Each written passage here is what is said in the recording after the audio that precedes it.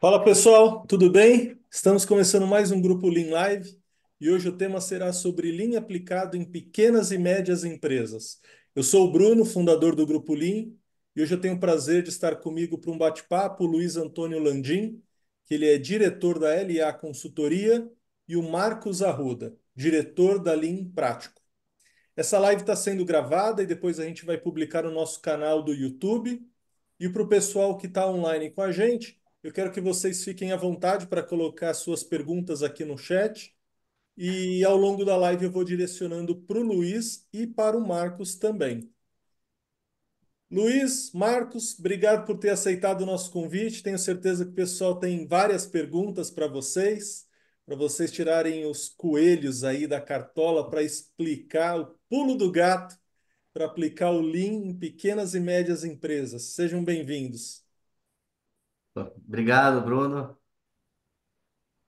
Agradeço a oportunidade aí e o convite de estar participando dessa live, desse bate-papo, juntamente com o Marcos.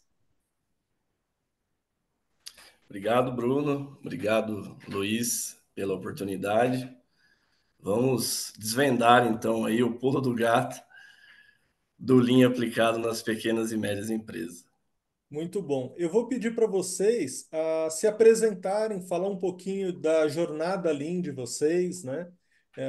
Aonde vocês aprenderam, onde que vocês praticam, como que estão os dias atuais. Pode começar contigo, Luiz. Bom, eu sou engenheiro de produção de formação, tenho 20 anos de experiência na indústria e nos últimos 10 aí eu tenho me dedicado à implementação de projetos Lean em pequena e média empresa. A LA Consultoria, minha empresa, ela tem um ano, onde que eu me desliguei em 2023, fevereiro, CLT da empresa onde que eu trabalhei.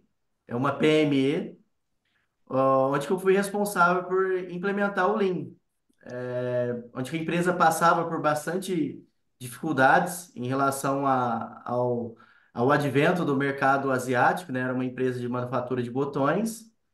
E aí ela se viu na necessidade realmente de flexibilizar os lotes, né, reduzir o lead time. E aí o Lean, ele contribuiu, na realidade, ele foi vital para a sobrevivência e o crescimento da empresa. Hoje ela é referência aí de benchmark, né, para os concorrentes em relação à eficiência operacional, além do mais de vários resultados em relação a aumento de produtividade, né, eficiência, ela trouxe um engajamento das pessoas e nos últimos 4 anos né, ela é certificada aí como uma das 150 melhores empresas para se trabalhar. E aí, com foco nisso, eu trabalhei uma estrutura de implementação. Isso, eu até utilizei a estrutura de implementação no Lean lá na indústria para minha dissertação de mestrado. Consolidei isso e acredito que essa estrutura possa ser disseminada e implementada em outras organizações, né, pequenas e médias empresas.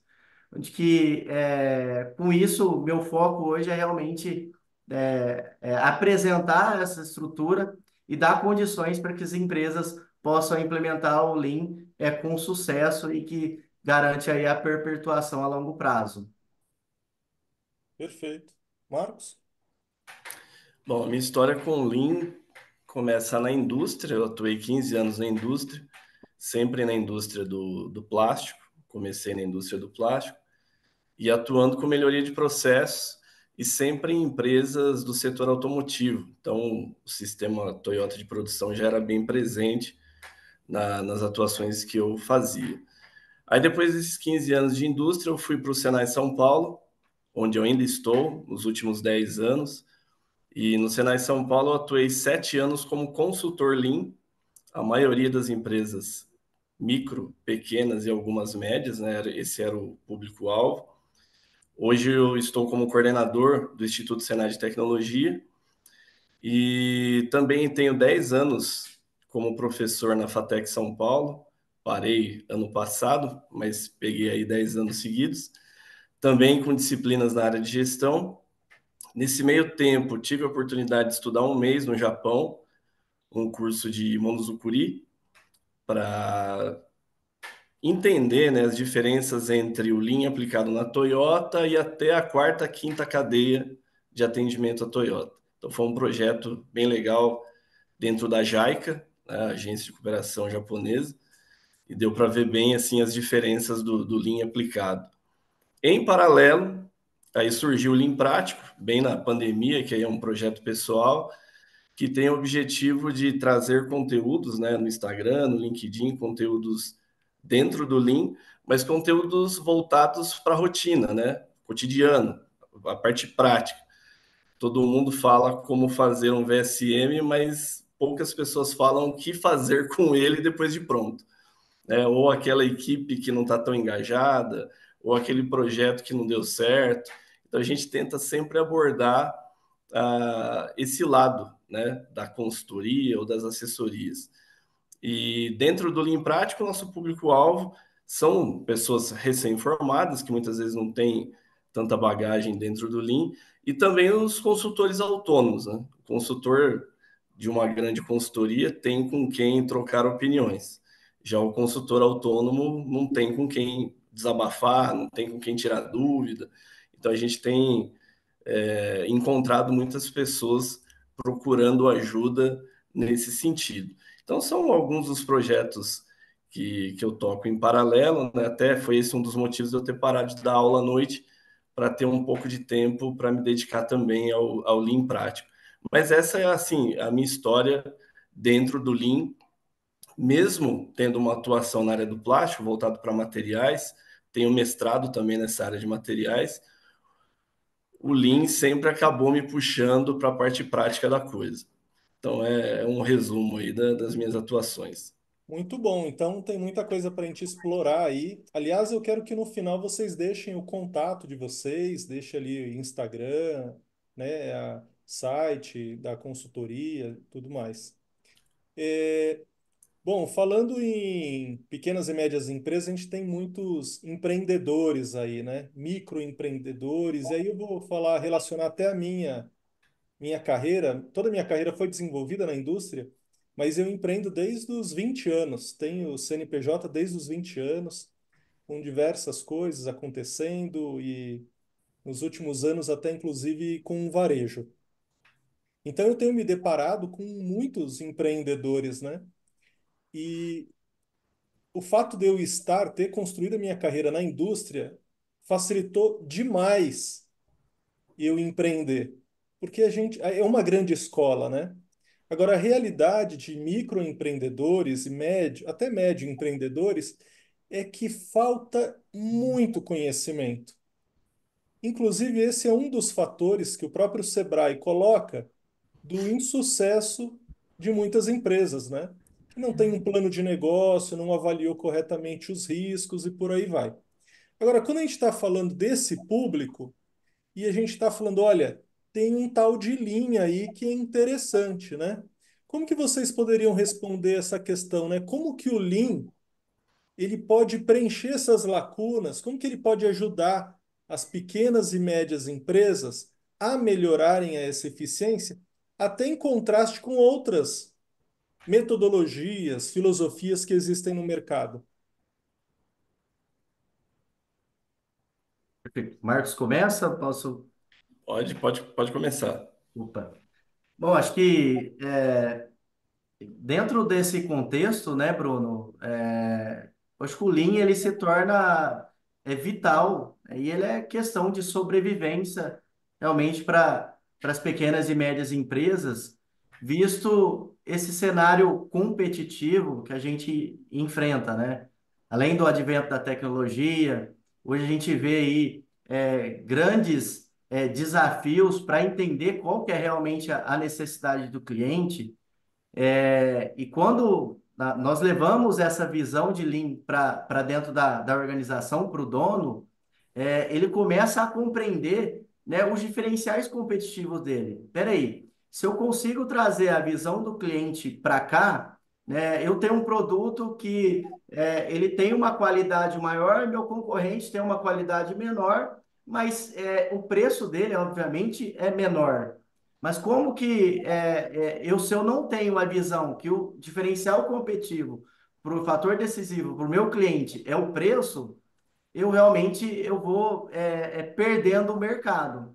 E aí o Lean, com a visão, né, da necessidade do cliente, a gente consegue realmente reduzir os seus custos, consequentemente, entendendo que você ter um produto melhor, né, reduzindo os seus desperdícios, você vai conseguir ter um diferencial competitivo em preço, além do mais a qualidade.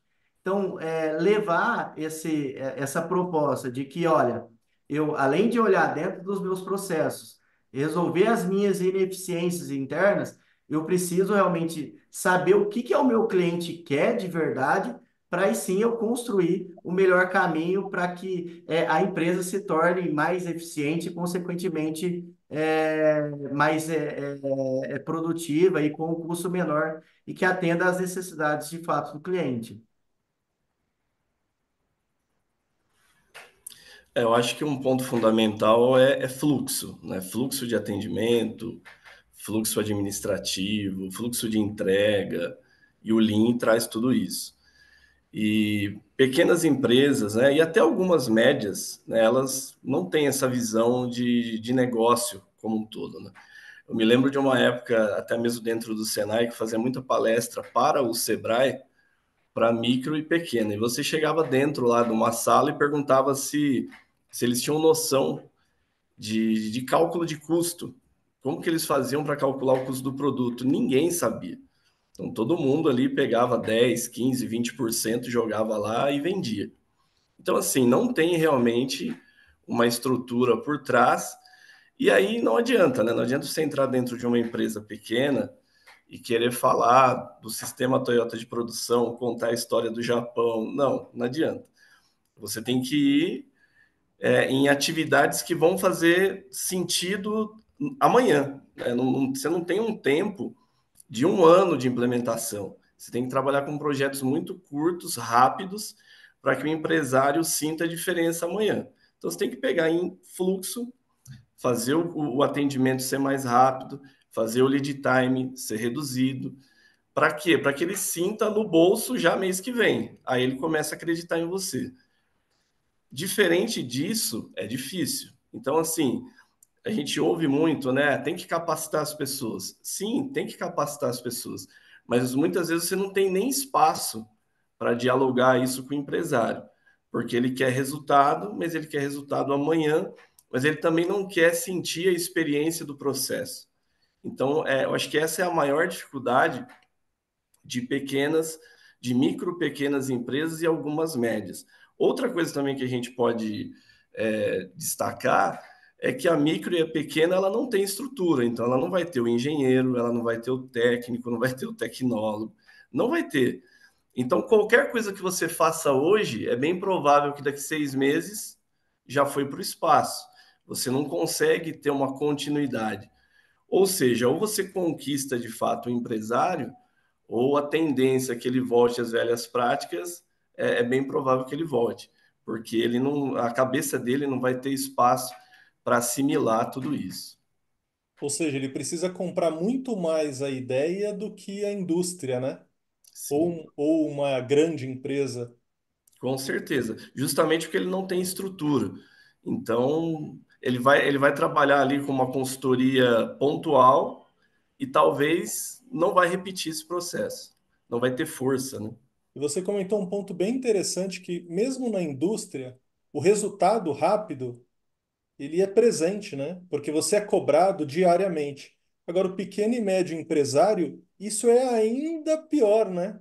Porque o boleto está batendo lá na porta dele todo dia e ele fala dessa forma, né? Ele precisa resultado rápido. E você comentou também um outro ponto que eu vejo bastante aqui também, é a questão da rotatividade, né? O treinamento é fundamental, mas a alta rotatividade é impressionante, né? Tanto em. Isso já é ruim em médias e grandes empresas, né? Porque às vezes a empresa ela não está disposta a investir continuamente em capacitação. Ela deveria, mas ela ela tem as suas ressalvas. Agora, em micro e pequena, com certeza, né? Porque vai trocar pelo salário melhor, vai trocar pelo benefício melhor. Se tivesse que ter uma receita, né, seria capacitação constante, porque a rotatividade vai existir, e experimentar a melhoria do fluxo. Eu acho que esse é o principal que o Lean pode trazer para já te dar impacto amanhã. E projetos curtos, né? Não dá para você engajar pessoas dentro do Lean com projetos de um ano, em micro e pequenas empresas. Não dá. Né? A tal cultura Lean que a gente discute tanto, né? Ah, vamos implementar a cultura Lean. Talvez numa grande isso faça sentido.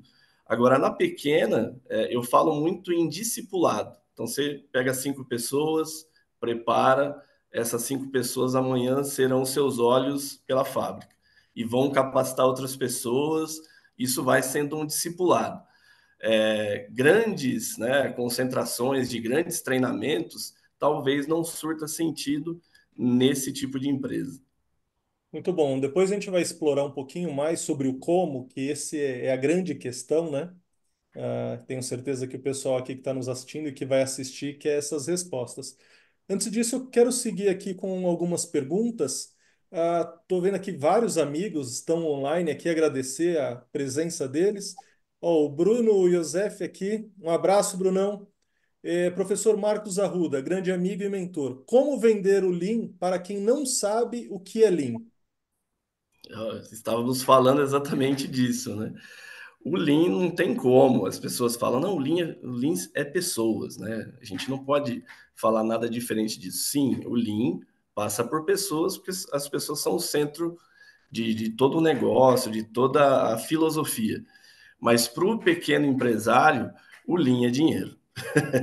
Você tem que conquistar ele primeiro pelo lado financeiro, para que ele realmente compreenda que se ele não tiver um lead time menor, se ele não tiver uma taxa de entrega menor, o custo dele vai aumentar e ele não vai ser competitivo, e aí vai cair nas estatísticas do Sebrae, que ali no quarto ano as empresas morrem.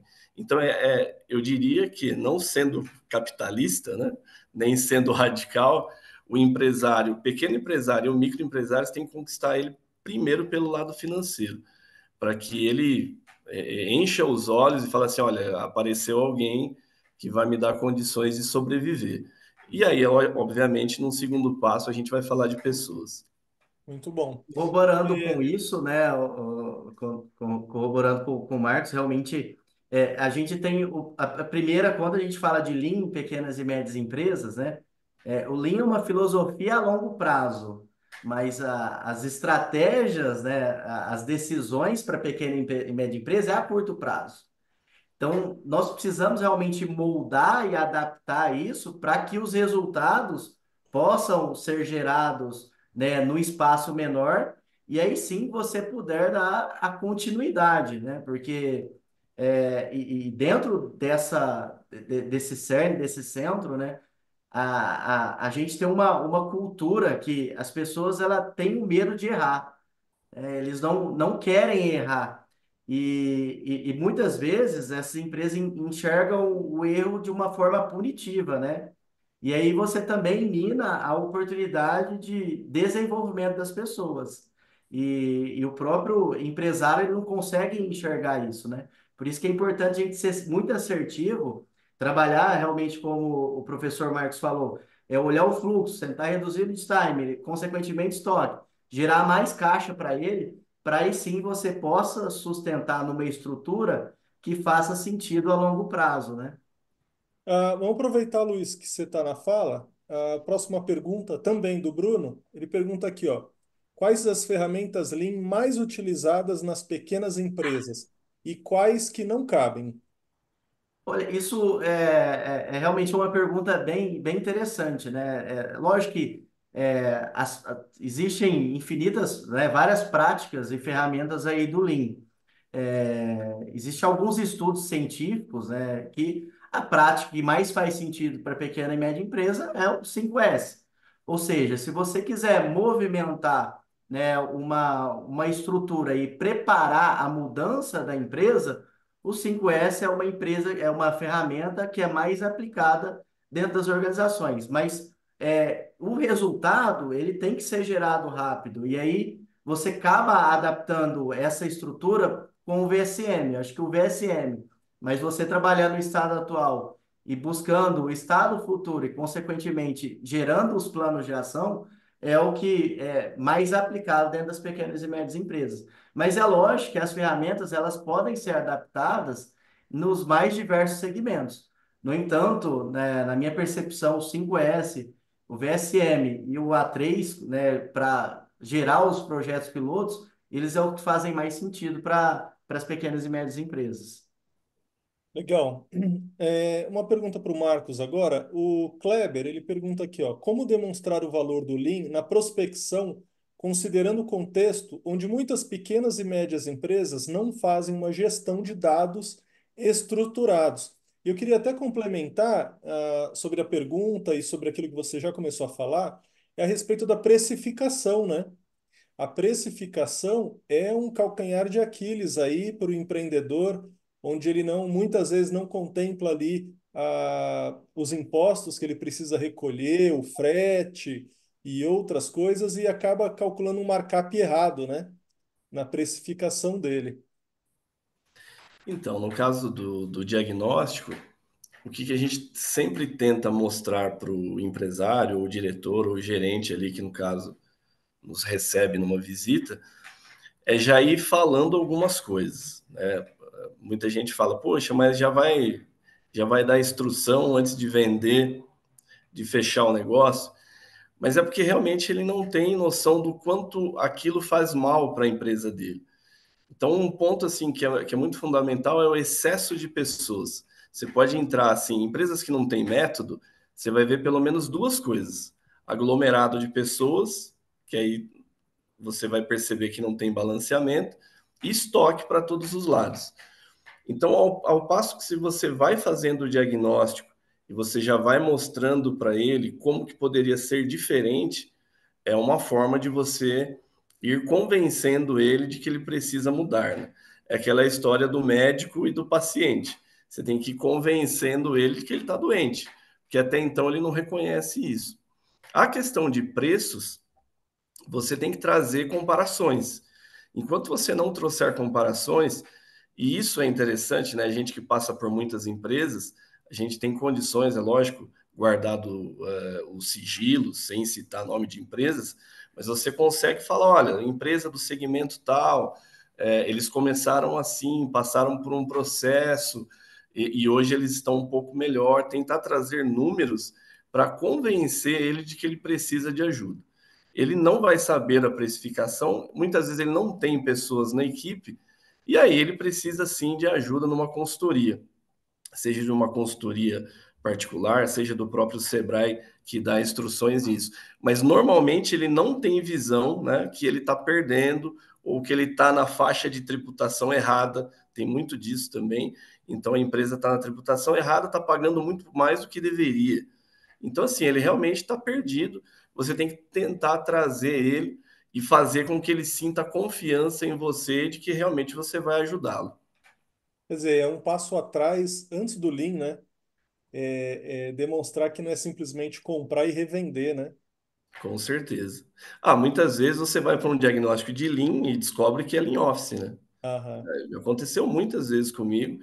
Você começa a mapear os fluxos e começa a ver que lá em cima está muito nebuloso, né? Vendas não conversa com compras, que não conversa com PCP, e aí você, é o que você falou, precisa dar um passo atrás e recomeçar. Vocês já falaram sobre vários obstáculos para aplicar o Lean, mas vocês gostariam de dar alguns novos aí que a gente não tocou até agora, para aquele pequeno e médio empreendedor, que tem um pequeno ou médio negócio, que quer aplicar o Lean, já ouviu falar? Quais são os primeiros obstáculos que ele tem que vencer?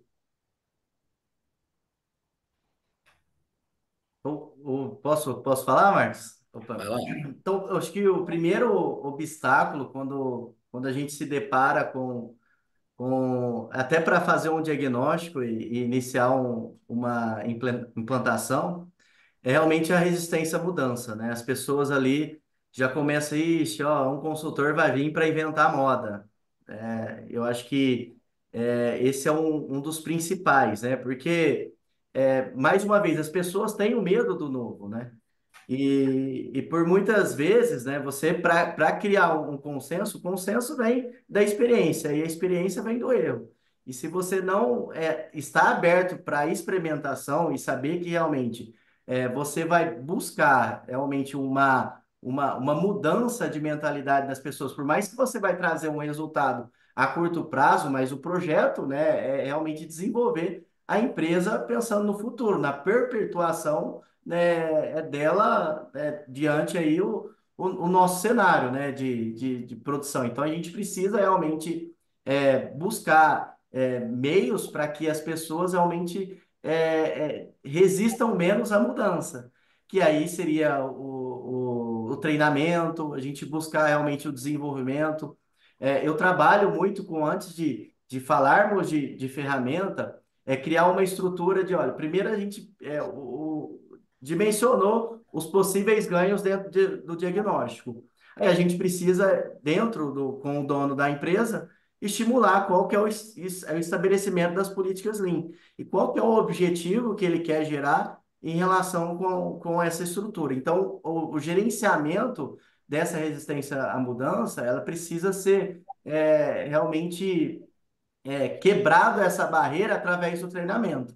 Então, eu vejo a resistência da mudança como um dos principais fatores para que possa dificultar a implementação do Lean.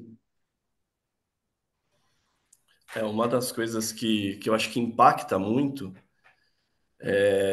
Bom, primeiro, né, o que esse empresário traz, que muitas vezes não é nenhuma uma cultura de engenharia de produção, às vezes ele teve lá uma ideia brilhante, abriu um negócio, começou a dar lucro, e aí com o avião já em pleno voo, ele tenta é, continuar voando. Então, acho que tem essa questão também cultural que ele precisa aprender. Não é porque ele é empresário que ele não necessita de buscar informações constantes. Acho que é a primeira coisa. Em segundo lugar, capacitação constante. Ele tem que aceitar que a rotatividade existe e ele vai precisar sempre investir em capacitação. Terceiro, ele tem que ter um mínimo de gerenciamento diário. Se ele não tiver isso, ele não sabe como ele está e não sabe para onde ele vai. Isso é bem comum em pequenas e micros empresas e até algumas médias, de não ter gerenciamento diário. E eu não estou nem falando em gestão de dados em tempo real, indústria 4.0, nada disso. Estou falando em realmente ele ter lá um painel que ele possa preencher o que ele produziu, o índice de refúgio que ele teve. As empresas não têm isso. E, em último lugar, em paralelo, né, é ter um mínimo de acompanhamento de processos.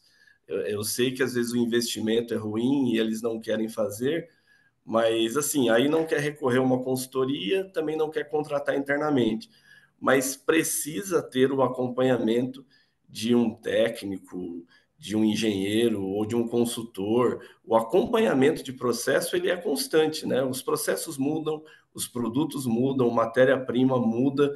Então, assim, se você não tiver alguém que de vez em quando vá lá, faça uma pequena cronoanálise do seu processo e diga o que precisa ser melhorado, você vai perder, né? Você economiza de um lado, não gastando com mão de obra, mas amanhã você perde em competitividade, em performance, eficiência.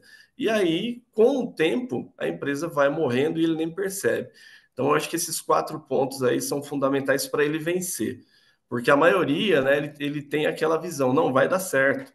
Tem muito mais o sonho do que, de fato, o racional, que é o dia a dia da empresa. Legal. Bom, o Franklin tem uma pergunta aqui, ó. Ele gostaria de ouvir mais sobre Lean Office e Lean no contexto do setor varejista. Quer começar? Pode começar aí, Max. Eu acho que em todos os segmentos, né? Eu falei no início sobre fluxo.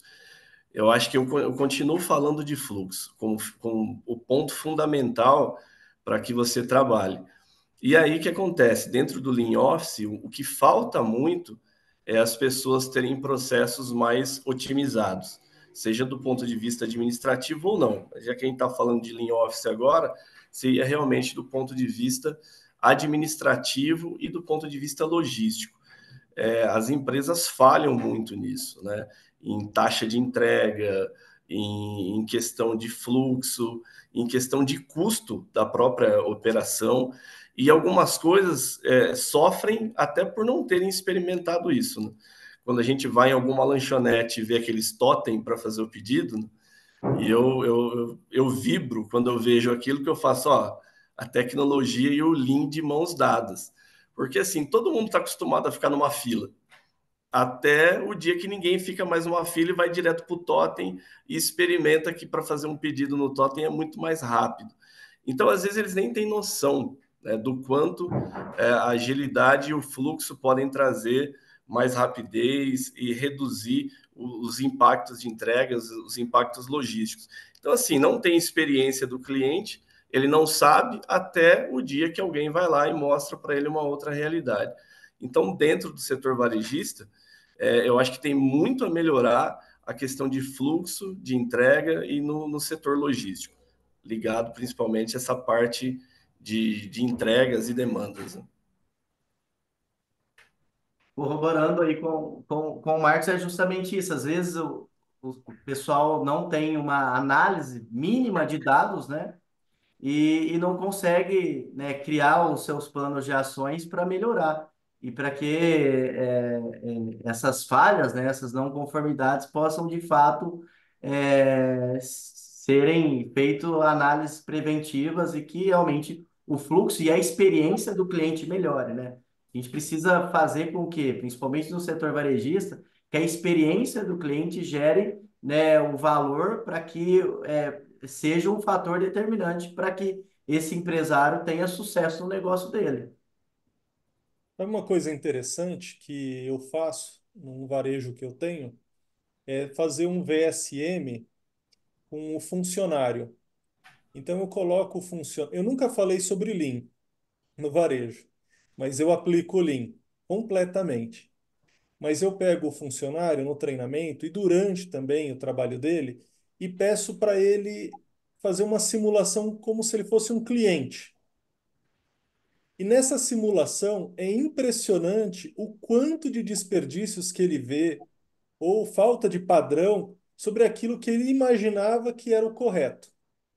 Então, essa é uma experiência interessante que tem dado bons frutos. Uma outra experiência interessante, até falando sobre Lean na área administrativa, são acordos de nível de serviço. Então, vamos supor, procedimentos. Não dá para imaginar que se tenha procedimento e no varejo, né? Mas há formas diferentes que há de fazer, né? A gente pode criar padrões simples com um passo a passo e disponibilizar isso no próprio computador do seu varejo e pedir para que o funcionário ele coloque checks que ele está fazendo. Então é como se você tivesse um andon ali instalado, como se tivesse um medidor. Isso ajuda para que o próprio funcionário ele entenda se ele está fazendo certo ou não. E aquilo é acordado antes. Então, caso aconteça tal coisa, o que você tem que fazer, em quanto tempo, e se não fizer, aciona uma cadeia de ajuda. Agora, tudo isso de uma forma bem prática, né? Bem objetiva, que não é um procedimento, mas é um passo a passo. E olha, dá muito resultado e muito positivo. É o simples, né? O simples aplicado na rotina, ele ganha peso, né? Ele potencializa, assim, e não é aquela coisa para inglês ver, né? Quando a pessoa começa a trabalhar e ela vê que aquela atuação está mudando a rotina dela, ela compra a ideia, né? Ela começa a fazer, é o tal do discipulado, né? Ela vai assimilar e vai falar bem. Então a tendência é que as outras pessoas também queiram fazer, queiram participar. É isso. Vamos para a próxima pergunta aqui. O Bruno coloca: algum empresário, após experimentar o Lean, chegou a se dar conta e pediu ou procurou um programa maior de cultura Lean? Sim, Bom, acontece de tudo, né? Eu já tive também experiência ao contrário, mas vamos falar da pergunta do Bruno. Normalmente, quando o empresário ele assimila e ele compra a ideia, ele quer continuar. A tendência é que aquilo ali não saia mais da rotina dele, porque realmente ele entendeu que fez sentido. Então ele vai estar sempre ali na expectativa de algo mais. Ele não consegue enxergar o limite, tá? E isso também, novamente, não tem nada a ver com tecnologia. Tem empresas que não precisam avançar para um estágio de indústria 4.0. Pelo porte, talvez não seja necessário. Mas até mesmo dentro do Lean, ele queira mais. E algo assim constante, é como se você fosse ali um conselheiro dele para muito tempo. Agora, falando, aproveitando o gancho, tem também o contrário, de muitas vezes você fazer uma otimização de colaboradores, que tem, né, igual eu falei, é estoque e aglomeração de pessoas em locais errados. Quando você faz um balanceamento e às vezes está sobrando gente, e já aconteceu do empresário assim, mas tá, você fez sobrar gente para quê? Para que eu vou fazer agora com essas pessoas? Então, assim, aí você fala, meu Deus, ele não entendeu nada mesmo. Então, tem de tudo, tem de tudo um pouco. Exatamente, né, o Márcio? E depois, acho que auxiliando aí na pergunta do Bruno, muitos conseguem enxergar o conceito de equipe de melhoria contínua, né? Aí você consegue trabalhar pessoas-chave ali dentro da organização para que possam dar seguimento e nas extensões das práticas Lean dentro da empresa. Agora a gente tem falado bastante onde o empreendedor é aquele cara que está à frente, mas tem um caso também que é interessante, que é aquele pequeno empresário que ele compra uma franquia. Aí não tem jeito. Aí ele tem um número de funcionários que ele tem que contratar, independente se ele tem ou não movimento, esses funcionários têm que estar lá. E eu digo isso até porque eu já tive a oportunidade de falar com alguns e falei, rapaz, mas tem muita gente. E ele fala, Bruno, não tenho o que fazer. Esse é o padrão e eu tenho que seguir. E se eu não seguir, eu levo multa. Essa é uma É, realidade também. o bom também é que com as franquias já vem uma receita que mais deu certo do que deu errado, né? É isso aí. Mas realmente é algo que muitas vezes ele não tem para onde ampliar em termos de performance, porque ele está limitado a alguma regra, né? É complicado com certeza. Ô, E gente, às vezes a gente pode tem falar, que Luiz. buscar fazer projetos para o franqueador, né? Porque, consequentemente, ele tem os seus custos reduzidos da operação e aí ele consegue vender mais franquias, né? Porque a margem vai ser maior. Aí você tem que ir lá no franqueador para tentar estruturar a melhor, né? O ótimo global para os franqueados, né? Pessoal, eu vou colocar aqui no chat. Agora, no dia 5 de junho, a gente vai fazer um evento sensacional em Fortaleza. Vai ser a 28ª edição do Fórum Nacional Lean e a primeira em Fortaleza. O evento está bombando, já tem 200 pessoas confirmadas ali no evento. E se você não se inscreveu, está aqui online ou vai ver o vídeo depois, manda para mim uma mensagem. Eu deixei aqui meu WhatsApp, deixei aqui também meu e-mail, que eu mando um cupom de desconto para você. Agora, caso você não consiga ir para Fortaleza, dia 14 e 15 de agosto, a gente vai ter uma edição do Fórum em São Paulo. E possivelmente amanhã a gente vai abrir as inscrições também. Outro evento fora de série, cases espetaculares. Eu queria até aproveitar que eu já estou falando essas divulgações, Marcos e Luiz, se vocês puderem já deixar aqui no chat o Instagram de vocês, contato, se o pessoal quiser trocar uma ideia com vocês, se aprofundar em algum tema, por favor. E também se vocês puderem falar, porque tem um pessoal que vai assistir pelo YouTube e aí não vai ter acesso ao chat também. Bom, eu tenho tanto o LinkedIn pessoal, que é Marcos Arruda, e tenho o Marcos Arruda Lean Prático, né? Então, colocou lá no campo de busca, vai aparecer. E no Instagram também é muito fácil, é só pesquisar como Lean Prático, no Instagram tá só Lean Prático. Você também vai encontrar facilmente ali as nossas páginas. Diga-se de passagem, é excelentes conteúdos, hein? Ajuda bastante.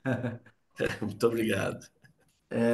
O meu é o LinkedIn, movimento mais o meu LinkedIn, Luiz Antônio Landim. Só digitar lá que vai aparecer. Eu vou deixar também aqui o meu contato, o WhatsApp, né? Caso alguém queira trocar ideias, né? Conversar, eu estou à disposição. É o 17981031617. Né?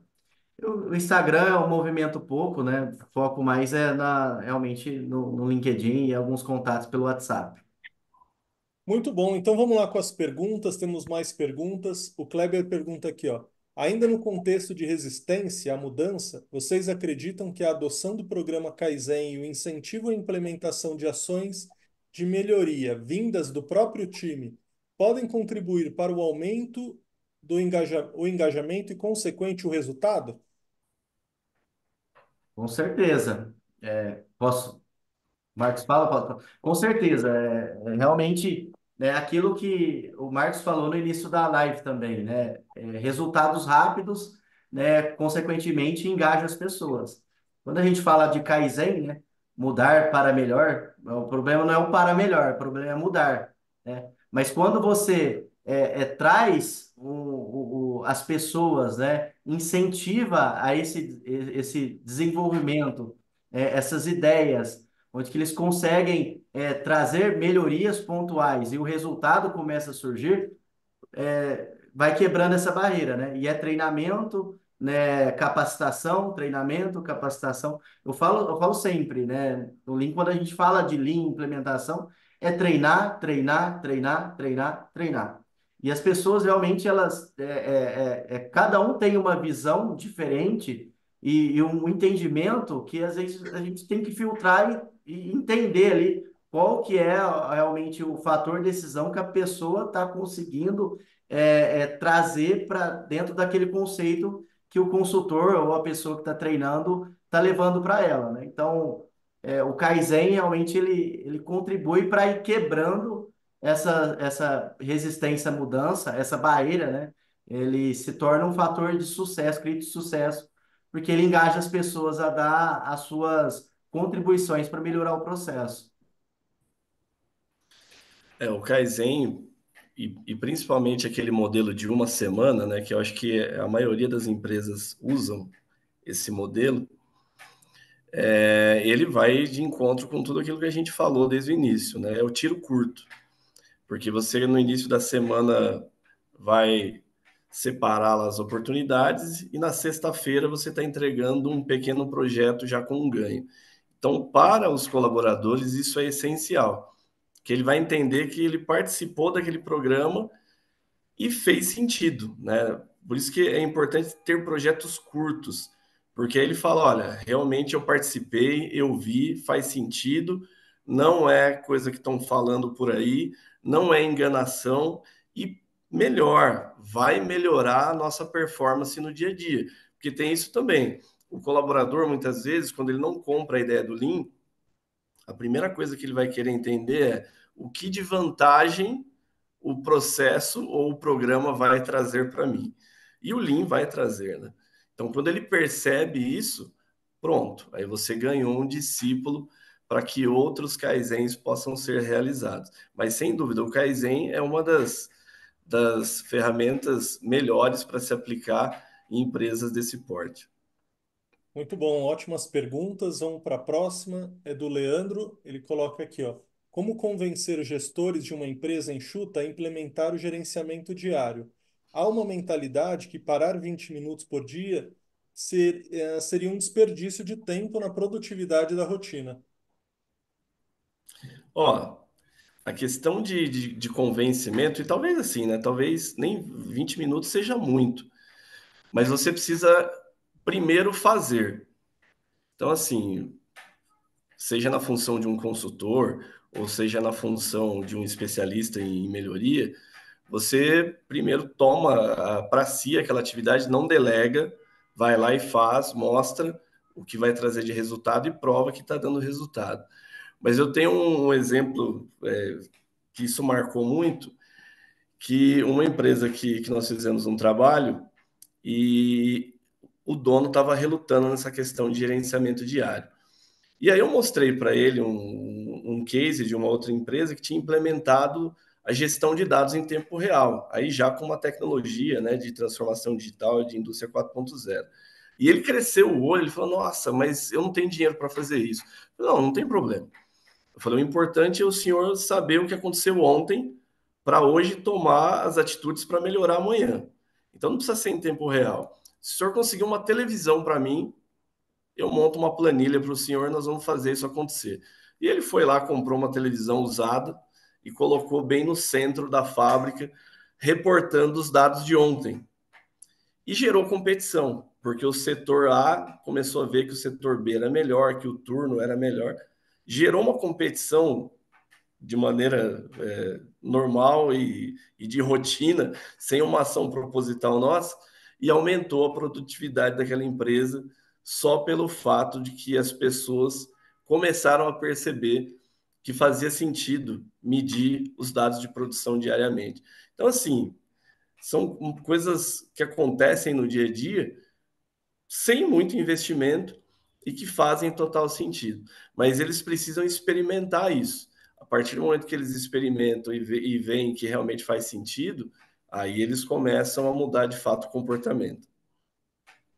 Legal. Pessoal, e quais são os resultados típicos que uma pequena e média empresa ela obtém depois que ela começa a aplicar o Lean no dia a dia dela? Acho que um dos pontos é realmente a redução de lead time, né? Eu tenho um case muito legal da empresa que eu trabalhei nos últimos aí 20 anos, que com o 5S, né, os operadores eles tinham uns carrinhos de ferramentas onde que eles faziam o setup da máquina para trocar o tipo de artigo. E esses carrinhos, ele era muito, né, não tinha uma organização das ferramentas. Tinha ferramenta repetida, né, era muito sujo, não tinha realmente uma disposição de organização em relação às ferramentas que ele precisava para fazer aquele setup. E com o estabelecimento eu iniciei o projeto com o estabelecimento das políticas Lean, treinamento da equipe, e o aquecimento foi para a transformação da empresa, foi a implementação, um forte programa de 5S. E com isso, né, os próprios operadores começaram a organizar os carrinhos deles, e eles fizeram um gabarito, né, dentro da gaveta do carrinho, onde que ficava disponível cada ferramenta.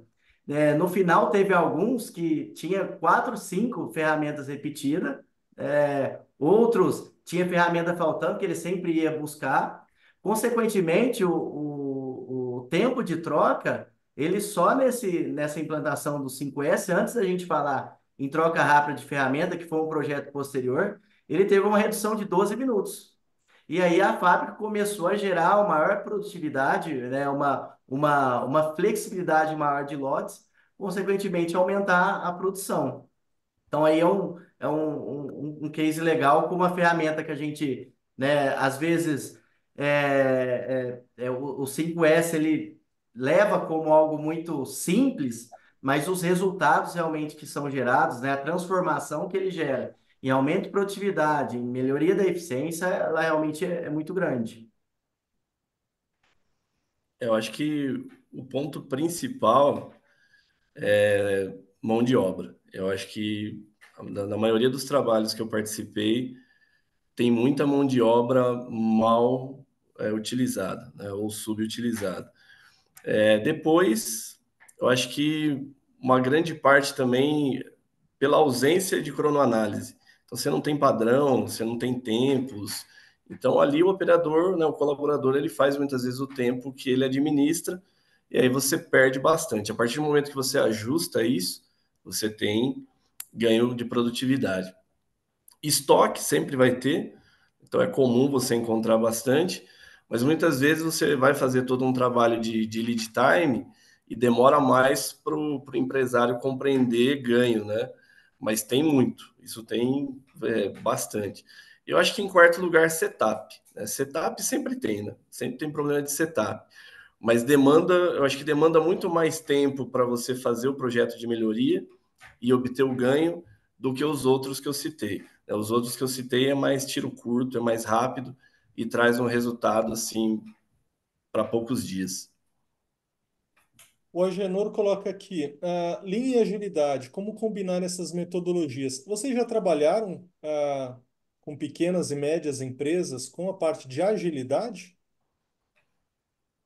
Eu particularmente não. Muito. Olha, você vai ver muita coisa, né, das metodologias ágeis de médio para cima. Né? Normalmente o pequeno ele não está sonhando com isso, não. Pelo menos na maioria das empresas. Olha, o mais comum era acontecer de você chegar para fazer uma consultoria de Lean e o empresário fala assim, ó, me ajuda, eu preciso fazer um organograma.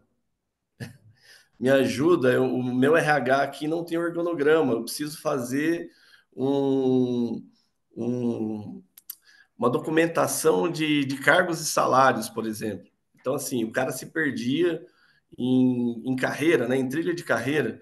Muitas vezes os colaboradores batiam lá na porta dele, eu quero aumento. Aumento baseado em quê? E então, assim, não tem realmente estrutura nesse sentido. Legal. O Kleber coloca aqui a respeito do serviço de consultoria. Qual é o modelo mais adequado para elaborar uma proposta de serviços? Escopo fechado ou success fee?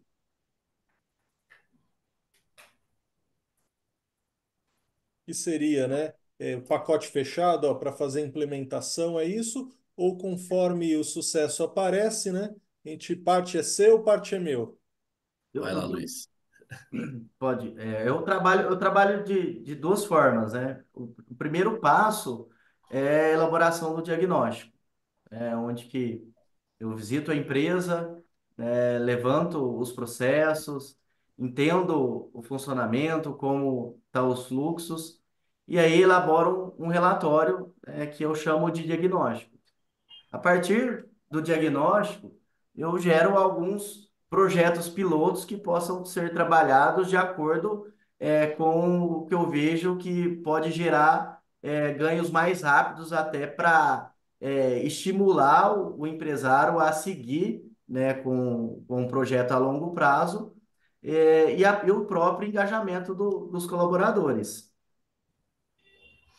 Eu vejo assim, quando você trabalha com entregáveis, né, ou seja, com escopo fechado, talvez para esse tipo de empresa seja mais vantajoso. Por quê? Se você trabalhar no outro modelo, né, o Success Fee aí, ou por performance, corre o risco de no segundo dia você já dar produtividade. Você coloca lá, ó, eu vou fazer um trabalho com você de 40% de produtividade na linha tal. Às vezes o desperdício é tão grande que com um pouco de trabalho que você faça ali, você já consiga atingir aquela produtividade. E aí o empresário pode falar, né, fui enganado.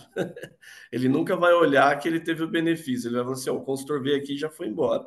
Então, talvez para esse tipo de empresa, né, contratos maiores, né, com um tempo maior e baseado em entregas, talvez seja mais seguro, né, para ambas as partes. E lembrando que eu acho que um dos pontos importantes também, né, Marcos, a gente leva o conhecimento para as pessoas, né? É foco no desenvolvimento das pessoas para que as pessoas possam realmente desenvolver o melhor trabalho que a gente vai ajustar, né, dando esse suporte. É um dos fatores diferenciais também para que possamos ter sucesso e que o projeto se perdure aí a longo prazo, né? Bom, a Perfeito. gente já está chegando no final, mas há tempo de mais uma pergunta. A pergunta é do André.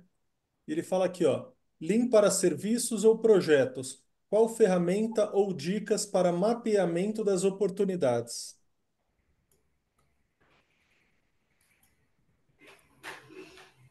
Eu acredito que ainda o VSM seja o mais recomendado.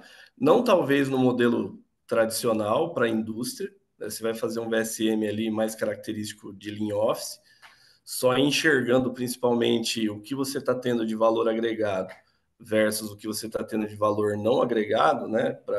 Ou seja, o tempo que eu faço e o tempo que eu não faço. Eu acho que se você tiver uma análise clínica disso, que muitas vezes não tem, você consegue aplicar o próprio VSM. Eu tive poucas experiências, né? Minha experiência maior é na indústria, mas eu tive algumas experiências em comércio, restaurantes, lanchonetes, padarias. E assim, você vai ver muito o quê? Fluxo. O fluxo não é legal, é um fluxo desordenado e cruzado. E você vai ter muito essa coisa, né? De mais tempo pensando no que fazer do que de fato fazendo. Então, assim, o próprio VSM ele pode ser aproveitado, principalmente a parte de baixo ali, que é a linha do tempo, onde você faz essa análise de agregação de valor. Legal. Converge aí Bom, acho com. que vamos fazer o seguinte, Luiz. Dá tempo de mais responder a última, então? A última da última. O Cláudio pergunta aqui, ó, quais indicadores podem ser aplicados em serviços variados? Não, quais indicadores pode ser aplicado em serviços variados? Tempo médio, atendimento, retrabalho, prazo de entrega?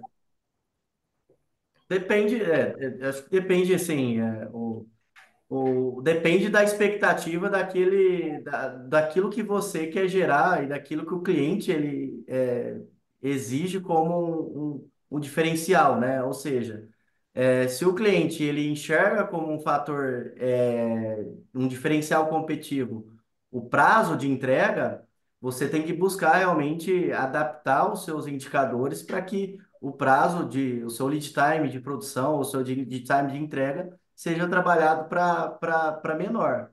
E é muito importante a gente ter indicadores, os indicadores-chave de desempenho, ele tem que estar né, com o olhar para o cliente, porque muitas vezes a gente possa ter bastante indicadores que julgamos como o índice que está legal ou que tá ruim, mas que não tem essa perspectiva do cliente, né?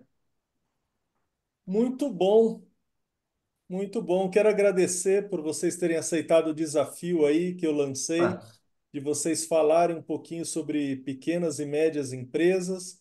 Agradecer a todo o pessoal aí que esteve com a gente aí nessa noite, prestigiando essa live. E queria passar a bola para vocês, considerações finais, e aí em seguida a gente encerra a live. bom, primeiramente aí eu que quero agradecer o Bruno pelo convite, né? Agradecer o Marcos aqui pelas grandes contribuições também, aprendi muito aqui. Agradecer aos espectadores, ficam meu contato. Espero ter atingido a expectativa de vocês. E caso alguém quiser entrar em contato, eu tenho um case bacana que virou a minha dissertação de mestrado e eu posso estar passando ela para vocês lerem. Foi uma pesquisação, né, onde que eu estruturei um framework para fazer a implementação do Lean. Eu acho que pode ajudar vocês aí na implementação no cerne das pequenas e médias empresas. Bom, agradecer ao Bruno, ao Grupo Lean pela oportunidade. Tive a oportunidade de participar do evento em São Paulo, né? Espero estar lá de novo com vocês, foi muito bom. Agradecer ao Luiz, né? Um prazer conhecê-lo e bater esse papo aqui sobre Lean, né? A gente conversa, se deixar, a gente conversa sobre Lean até amanhã. Mas foi muito bom, agradecer ao pessoal que acompanhou e eu fico à disposição, né? LinkedIn, Instagram, o que vocês precisarem, a gente fica à disposição. Mais uma vez, muito obrigado. É isso, Vamos nos pessoal. encontrar todos aí no Fórum Lean, em São Paulo, hein? Oh, com certeza. Já tem o Edson aqui que eu já falei para ele, lá da Cacau, que nós vamos junto lá. Vamos fazer as Promete, hein, inscrições, gente? pessoal. Ó, Estaremos palestra, lá. casos de sucesso, workshop, mesa redonda. Vai ter um painel para discussão de Lean e inteligência artificial, que está com convidados espetaculares. É isso, pessoal. Obrigado. Amanhã confiram essa mesma live aqui gravada e disponibilizada no YouTube. Valeu, pessoal. Tchau. Tchau, pessoal. Até mais. Tchau, tchau.